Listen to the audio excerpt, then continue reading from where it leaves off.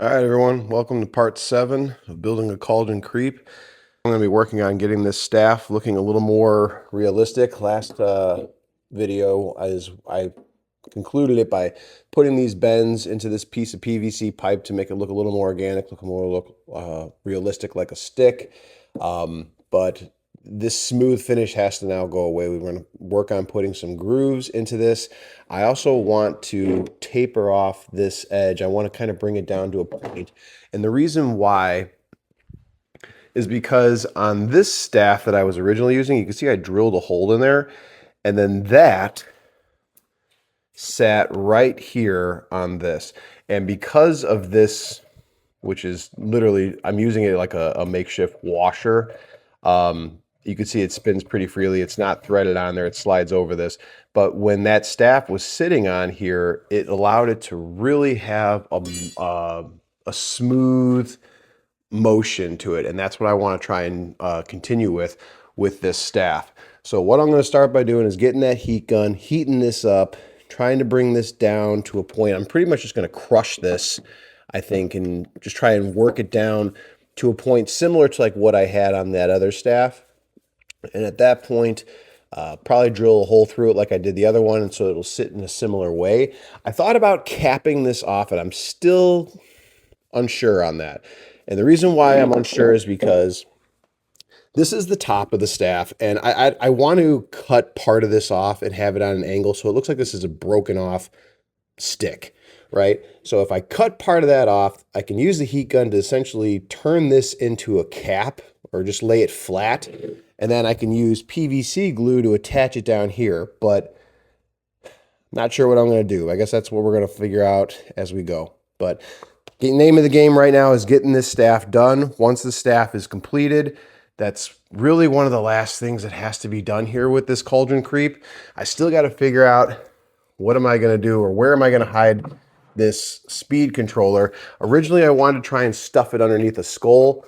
Looking at the real estate that I have here, I'm just kind of like, maybe not so much. I think instead what I'm going to do is I'm going to kind of put a block of wood right here, get another milk jug to kind of use it as a cover, and I'm going to put the speed controller underneath the arm that spins around. This light will just stay in there. Still trying to figure out which color I'm going to go with for the inside of the cauldron, but this is one of those lights that you can just change the colors. It's one of those RGB LED outdoor lights. So that's what's going to be using to light up the inside. We've already seen how the outside lights up. So skeleton is ready for basically being corpsed, which I cannot wait to get to. I decided for right now, the motion of the head's going to have to just wait. I don't know what to do, and I don't want to cheese it up. I don't want to make it look crappy. I really want to take my time to make that look great. So I'll do another video later on when I finally figure out what I'm going to do. So that way you all know how I did it and you can replicate it if you'd like. But right now, let's get work on getting this staff looking more like a real stick. All right. First order of business is we want to get this stick, the top of this stick, I want to cut it at an angle. All right, so we're going to just go ahead and cut this end of the staff here on an angle, about like this.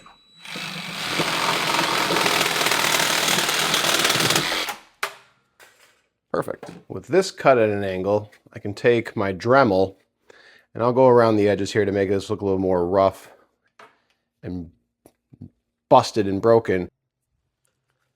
So what I think I started by doing is I heated this piece of PVC with my heat gun, got this hot enough to where I could bend the plastic. From there, I took these shears and I cut a little notch out of the PVC. Reason why is now what I'm going to do is heat this up again. Once I can get it soft, I'm going to use these channel locks to squeeze this PVC pipe, and with any luck, I'm going to be able to bring this to like a tapered point. That's my goal, is to just kind of take this notch out so that way I can start squeezing the PVC into one another and bringing this sort of to a point. Well, at least that's the hope, but we're going to see if that works.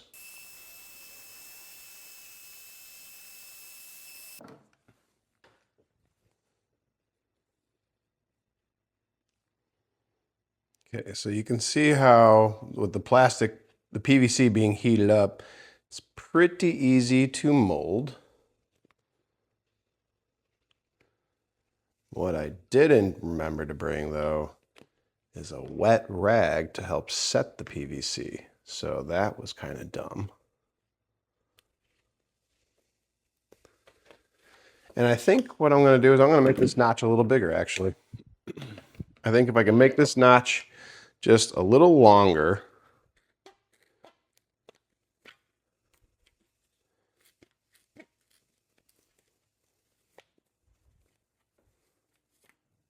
come on. Okay. Let's see if I can. I got an idea. I'm going to get a pipe clamp. Put a pipe clamp around here and tighten that. Then I'll be able to heat this, keep tightening the clamp, keep heating it, keep tightening it. I think that'll work. If not, you're going to learn what not to do. Okay, so there's our PVC pipe. There's our pipe clamp. And what's going to happen is, well, the hope is what's going to happen is as I continue to heat this pipe and it gets soft, I'll be able to tighten this up, which will help close this end. Or at least that's, like I said, that's the plan. So let's see what happens.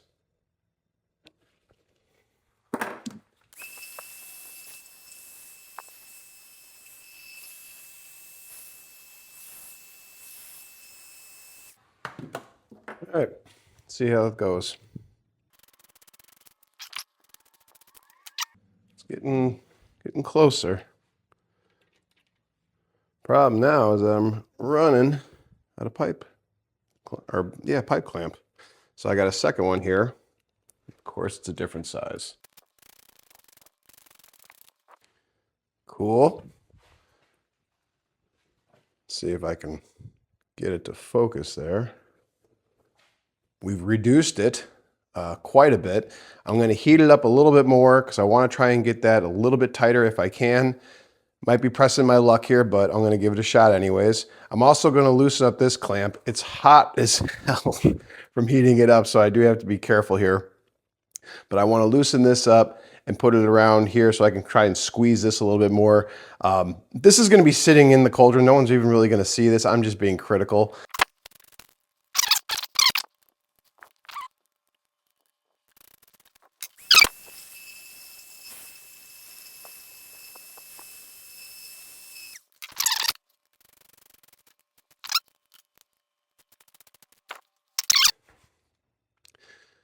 Let's see if we can pick that up on camera. Get closer, maybe. All right, so you can see how we've coiled that PVC pipe inside of itself. This right here is going to sit on there. Oh man, that looks terrible. Here.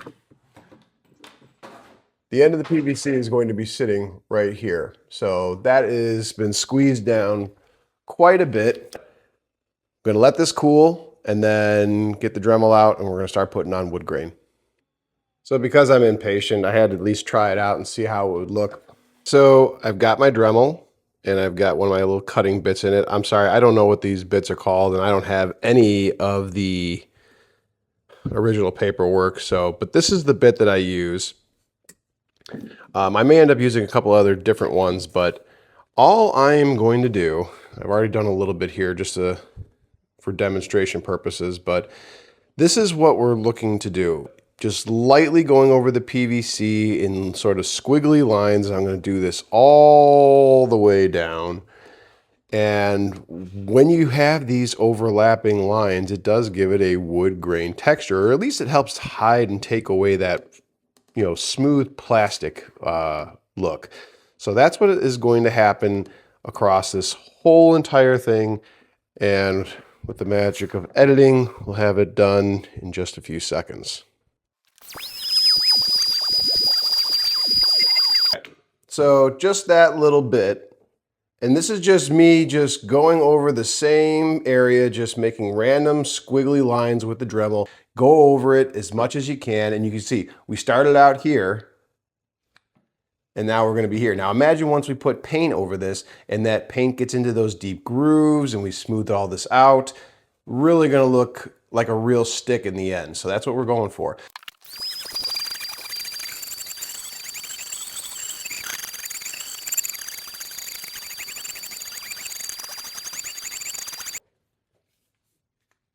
Okay, more progress.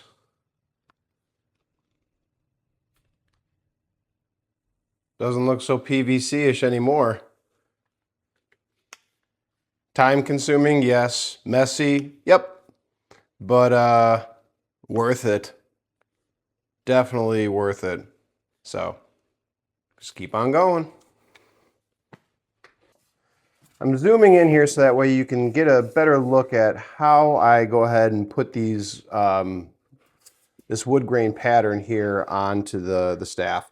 I'm just going to grab a section right here just so you can see. It's literally just going back and forth. Like, you put a little squiggle in there if you want, but you're going over the same. The point of this is to try and go over that same area multiple times, crisscrossing your path that you did before, because that gives you that random wood grain like texture. So that's what we're going to do here, and I'm just going to show you up close how I'm doing that. And I got my Dremel at the highest RPMs, and I'm just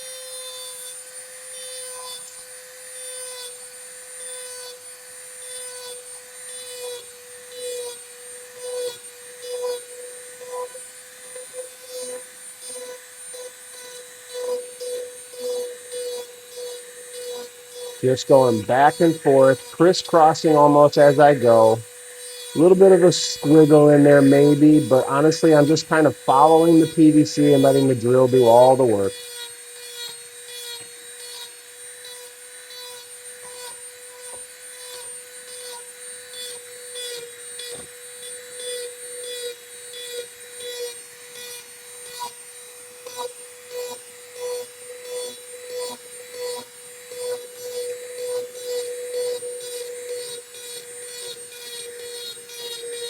You can even work a deep spot in if you want to make it look like there was a damage that, some sort of damage done. Or even just to put a little bit of a variety, you know?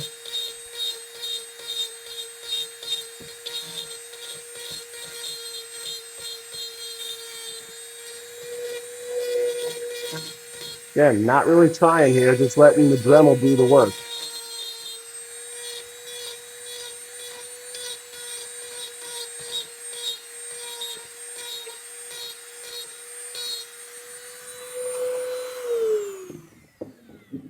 Okay, so now we'll take our brush, kind of clear this off. And there you can see all the texture. So just wanted to give you a quick close-up as to the technique of how I'm putting these marks onto this PVC. So you can see it's really just random and very simple to do.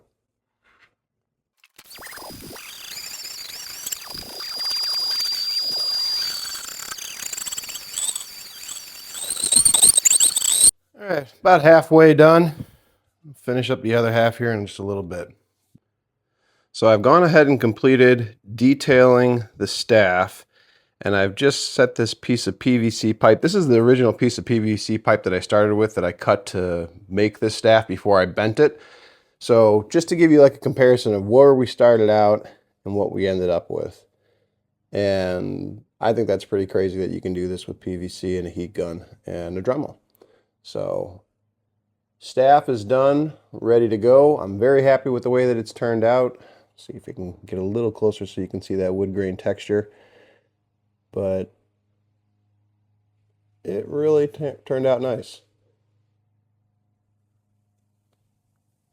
So next thing I'm going to do is get that staff hooked back up here to this guy and see if we can get it to spin without any issues. I know, like I said, I'm going to have to make adjustments to that hook up there because this staff is heavier than the one that I used over there. So I'm going to play around with that a little bit. Okay, so staff's hooked up. I velcroed the hands in place to where at least the bottom one. Top one here kind of held on by Velcro, but The hook is holding the staff at the moment. I haven't had to make any adjustments yet. This is just setting it up and letting it run as is, and it's doing pretty well. One thing I will say, my idea to keep this guy from turning by putting these feet in, this is proven to be useless. The problem is that this can still turn. It does keep it from getting too far out of whack, but this guy still turns, or I'm sorry, the pelvis here is still turning, and it's manageable. But for all the work that went into doing that, it really didn't work out the way that I had hoped that it would. So I just wanted to share that with y'all.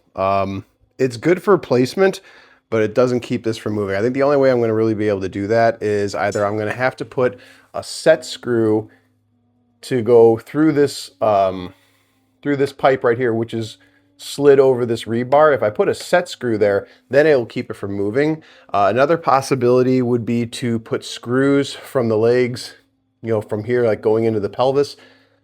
I don't know though if that's really going to do it, because I've already got, these holding the legs, and I've got these tightened up hand tight. Is this holding up as is, even though it has a little movement? Yeah, this is still working. It's so far so good. But just something I wanted to point out, because the whole point and purpose of doing this with the Bondo and these bars, or these metal rods going into the wood, was hopefully keep it from moving. And, well, just didn't work out that well. But we are getting there. I think the only thing really left to do at this point is I got to figure out where I'm going to hide the speed controller. It needs to be out of the rain and out of the elements, so that's something I got to think about next.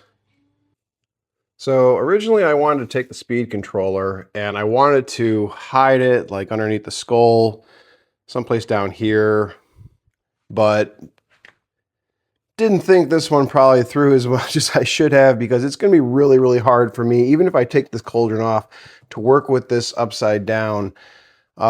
It's going to be a little bit of a challenge to get that in there. So I'm not sure if I'm going to still go that route. An easier way that I think I'll end up going is I'm just going to attach it here to the board, not exactly directly to the board. I have that piece of PVC that I cut off. I'm thinking about just cutting this. I've already cut it in half because I was going to open this up to make a cap, but I since abandoned that idea.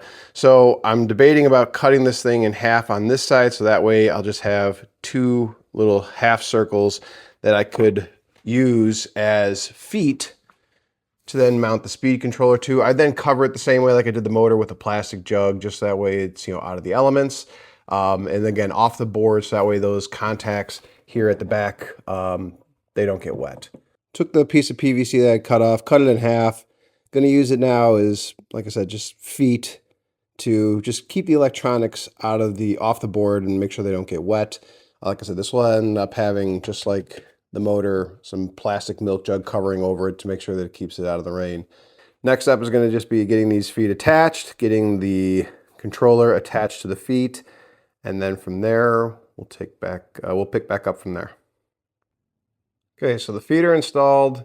I'm now going to take some hot glue to cover those screw heads, and then I'll just attach the power or the speed controller to the hot glue. Well, I've got the speed controller and everything attached and glued all down. Figured I'd turn it on, test it all out, see how it looks. Glad that I did, because I noticed that there is some spots that I missed that need to be filled. All I'm just going to do is just take my can of Great Stuff and just spray a little bit on here and just smush it in with my finger. I'm not going to go crazy or anything with that. The other side doesn't seem to have the same issue. Maybe a smidge right there, but I'm not. Once I go over that with paint, a lot of that will be hidden. But on this side, I can see through there, so we're going to want to get that patched. Just barely, but yeah. So one thing I decided to try something different, just as an experiment. So if you remember when I did the Cauldron, I took Great Stuff, wore a glove, and just kind of smeared it all over there. As I was working on touching up around the skull to fill in these holes, I decided, well, if it looked cool on the Cauldron, what would it look like if I smeared it all over on the ground to kind of help blend the rocks and kind of get rid of that plywood look. So far I like it. It's helping, like I said, break apart the wood, plywood, I mean, and it's kind of just giving a little bit of texture. Again, no one's really probably even going to notice this, but it just helps to break up the, you know, the regular old looking plywood, which is this is what it was before. And I went and tested it out on this half. It's still drying right now, but I think this will work. And like I said, this is just to help kind of mask the plywood. Our next step, I'm going to let this cure. Once it's completely cure, I'm going to see how durable it is. Like, is it just going to scrape off, or is it going to, honestly, I'm just going to probably keep it the way it is. It's just, I don't know if I'm going to do the exact same thing here, or if I'm going to make any sort of modifications. Chances are I'm just going to repeat what I did on this side over here. And the same process is just smearing Great Stuff on the plywood, then taking, you know, a gloved hand and just working that Great Stuff around and kind of flattening it out so you don't get these big lumps. You will get these little tiny little bubble things here, which they're okay. I'm not super crazy about it, but again, it's just going to help. When I go to paint this, you really won't even notice it. It's just, again, trying to hide the plywood. But I'm going to go ahead and do that same technique on this half. And then I think we can finally start getting this guy hit with some primer. One thing I am going to work on trying to find are some sticks that I can just kind of glue into here to kind of make it look a little more realistic. Some, like, you know, logs or some sticks. Not sure. That may just be a later on modification, but we're really coming to the end of the fabrication part. And now we're getting into the cosmetics. Second half is now coated with the Great Stuff all the way around to give us our dirt texture. Oh, crap, missed a spot. All right, so I got one more spot I got to do, but then it's done. The other half over here, ready to go. Before I paint this, I am going to do one more thing to the rocks to help give them a little more texture. Many of you, I'm sure, have seen or heard of this technique where you take a spray bottle, you spray water droplets on the foam, then hit it with a heat gun, and it makes a really great stone-like texture. So I'm going to do that to all of these next. The way this technique works, you get a spray bottle, just regular water in it, and you're going to just spritz droplets. You're not trying to really wet the whole area. You're just trying to spritz some droplets on there.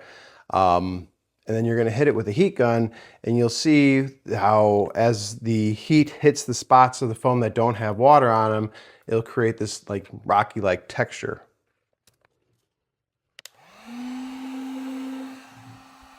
So starting first by just spritzing little bits of water on here.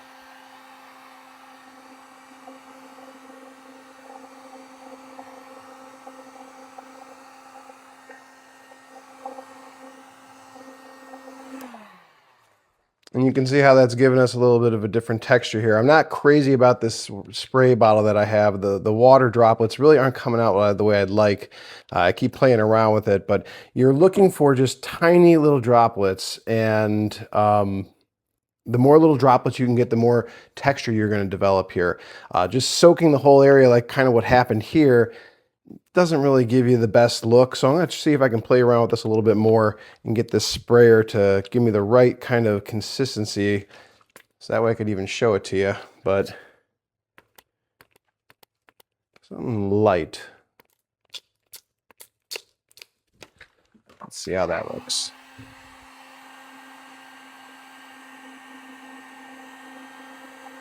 A little better.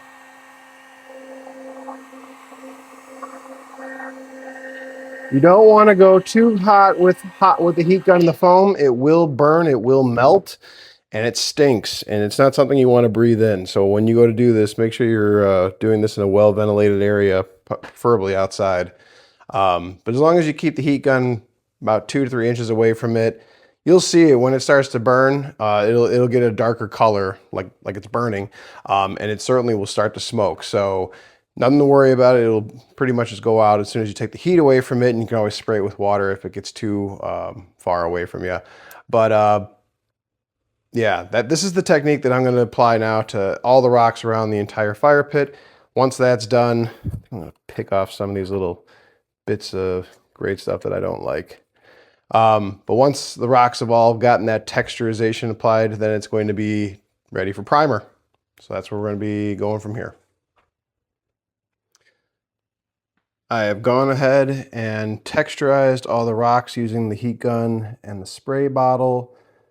One thing I did learn about this that I didn't realize before is that great stuff is pretty resistant to this technique. The great stuff doesn't really seem to do anything when you hit it with the heat gun, whereas the pink insulation foam will kind of get this texture that you see on it here. The great stuff didn't really seem to do anything. So just keep that in mind. This technique won't really work on great stuff. So if you smear great stuff all over this, that's pretty much where you're going to be, I think. One thing I do like about hitting this with the heat gun is that it does kind of put a little bit of a hard coat almost on the foam. It's certainly not anything that's going to prevent damage, but it does help kind of make it a little more dent proof. I'm going to use dry lock for the base, and I will just use like a waterproof primer for everything else. So the coals, the cauldron, all that will just get hit with a base coat of a waterproof like outdoor paint. And then we'll start getting into painting this and making it look more realistic. But this is, I think, where we're going to go ahead and conclude this part of the build. And I will catch you, I think this is going to be part 8 on the next one now. So, thanks.